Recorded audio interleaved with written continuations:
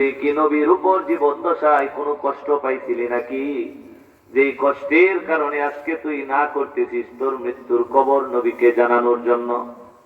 হযরত তালহা রাদিয়াল্লাহু তাআলা আনহু বলে, না আমি এই কারণে আম্মা আপনার কাছে ওসিয়ত করি না। মা বলে, তো কি জন্য তুই বললি তোর মৃত্যুর খবর নবীর কাছে না জানানোর জন্য? হযরত তালহা রাদিয়াল্লাহু তাআলা আনহু ডাক দিয়া বলে, মা আমি যদি আজকে গভীর রাত্রে মারা যাই, রাত্রটা বড় শীত, আর এই শীতের রাত্রে গভীর কুয়াশা পড়ছে। ও মা আমার, তালহার বাড়ি থেকে আল্লাহর নবী সাল্লাল্লাহু আলাইহি ওয়াসাল্লামের বাড়ির দূরত্ব হলো 3.5 কিলোমিটার। এই 3.5 কিলোমিটার রাস্তার মাঝে 4টা ইহুদির বাড়ি আছে।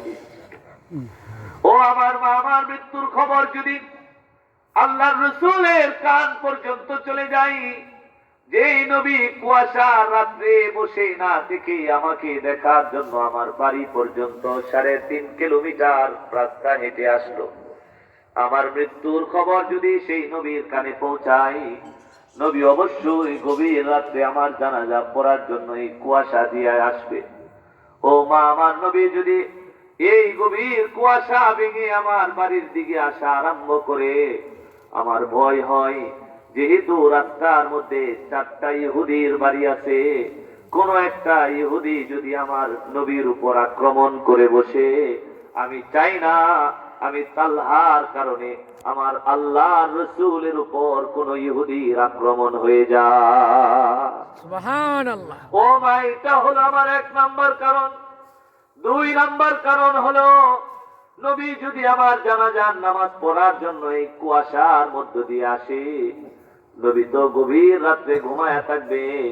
আমার মৃত্যুর খবর শোনার পরে ঘুম থেকে উঠে নবীর রওনা করা লাগবে। আমার নবীর ঘুমটা ছাড়তে সামান্য হলেও কষ্ট হবে। এই কুয়াশা ভেঙে নবীর আমার বাড়িতে আসতে আল্লাহর রাসূলের কষ্ট হবে কেন? কুয়াশার রাত্রে হেঁটে যাওয়া, শীতের রাত্রে হেঁটে যাওয়া কষ্টকর। হযরত তালহা আমারে বুঝায় বলে, আম্মা যেই নবীরে জীবিত থাকতে কোনো কষ্ট দেই নাই, আমি চাই না আমার মৃত্যুর পরে আমার কারণে আমার নবী বিন্দু পরিমাণ দুনিয়াতে কষ্ট পায়। কই কারণে আপনি জানেন না, আমারে দাফন করে ভাই। হযরত তালহা এই রাত্রেই মারা গেছে। ওনারে ওনার মা ওনার বাবারে নিয়া তাড়াহুড়া করে জানাজা পড়ায়া দাফন কাজ শেষ করে ফেলছে। হযরত তালহার বাবা দাফন শেষ করে আর না ঘুমায়া মসজিদের দিকে গেছে। মসজিদে নববীতে গিয়া বসে রয়েছে, এখনো আজান পড়ছে না। আজানের আগেই গেছে, আল্লাহর রাসূলের সাথে দেখা হয়েছে মসজিদে নববীতে। ওনারে খবর দেওয়া হয়েছে, নবী গো তালহা ইন্তেকাল করছে, দাফন করা হয়ে গেছে। আল্লাহর রাসূল ফজরের নামাজ পড়ছে, সাহাবায়ে কেরামদেরকে সাথে করে নিয়ে 3.5 কিলোমিটার ফজরের পরে হাইটা হযরত তালহার কবরের পাশে গেছে। নবী তালহার কবরের পাশে দাঁড়াইছে, ওয়াসাফান নাসা খালফাহু, আর আল্লাহর রাসূলের পিছনে সাহাবায়ে কেরামদেরকে কাতার করে দাঁড় করে। এরপরে নবী জিজ্ঞাসা করে, ও তালহার বাবা, ও তালহার মা, আমি বলছিলাম তোমরা রে তালহা মারা গেলে আমারে খবর দিবা, আমি আয়েশা নিজে তার জানাজা পড়াবো, নিজ হাতে তারে দাফন করবো, নিজ হাতে কাফন পরাবো, তোমরা আমারে না জানায় কি জন্য দাফন করে ফেললা?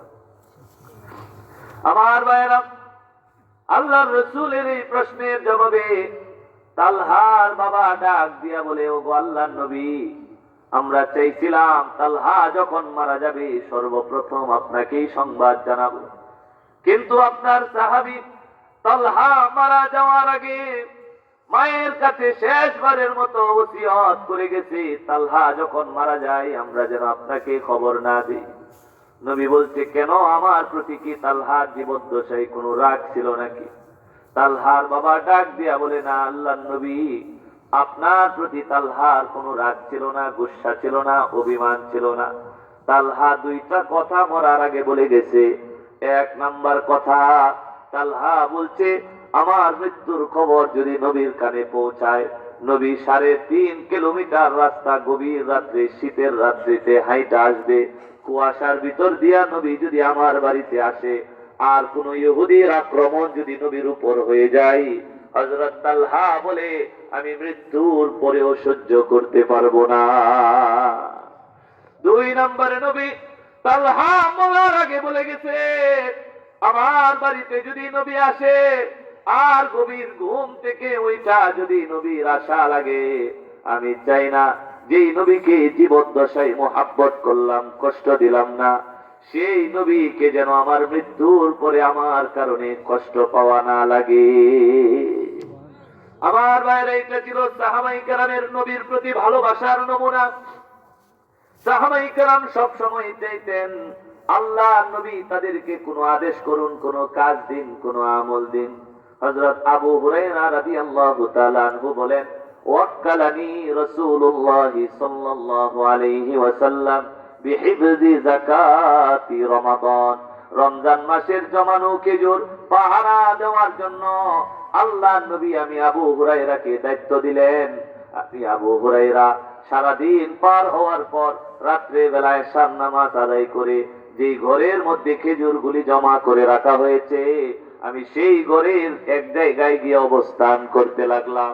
হযরত আবু হুরায়রা বলেন, রাত্র গভীর হয়ে গেল, আমার চোখের মধ্যে ঘুম দেখা দিল আর আমি ঘুমিয়ে পড়লাম।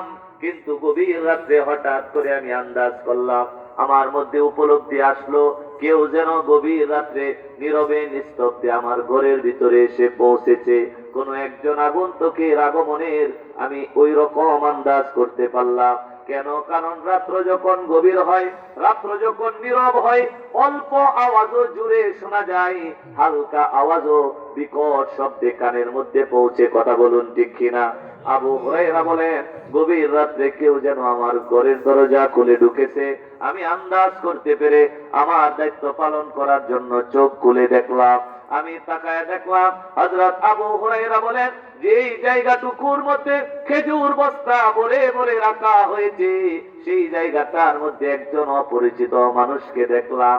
সে মুষ্টি দিয়ে দিয়ে খেজুরের বস্তা থেকে খেজুর লয় আর নিজের আপন থলের মধ্যে খেজুর গুলা লয়। হযরত আবু হুরায়রা চিন্তা করলেন, নবীর কাছ থেকে অনুমতি নিল না, আমার কাছেও জিজ্ঞাসা করলো না, গভীর রাত্রে আসলো, দরজা খুলে না বলে ঢুকলো, এরপরে খেজুরের বস্তা থেকে না বলে মুষ্টি দিয়ে দিয়ে খেজুর গুলা নিয়ে নিজের থলেতে ঢুকাই। সমাজের কোনো ভালো মানুষের কাজ এমন হতে পারে না। মনে হয় লোকটা চুরি করার মতলবে আসছে। আবু হুরায়রা বলেন, ফাখাযতুহু, আমি গিয়ে লোকটাকে ধরে ফেললাম, ওয়া কুলতুহু, এবং আমি তাকে বললাম, ওয়াল্লাহি লা আরফাআন্নাকা ইলা রাসূলিল্লাহ, সারা রাত ঘরের মধ্যে আটকে রেখে দিব, সকালবেলা নবীর আদালতে চুরি করার দায়ে তোর বিচার করা হবে। সারা রাত ঘরে আটকায় রাখবো, নবী আমাদের দায়িত্ব দিছে পাহারা দেওয়ার লাগিয়ে, আর তুমি আইছো চুরি করতা, কারো খেলা ধরাইতেছে। সারা রাত আটকায় রাখবো, সকালে নবীর আদালতে নিয়ে গেলে পরে বিচার হইব। চুরির বিচার কি? আমরার মতো বিচার নবী করতো যে পিঠো দুইটা তাপে তুমি আর কোনোদিন হরিস না, তো কে রে নিজের বাইক না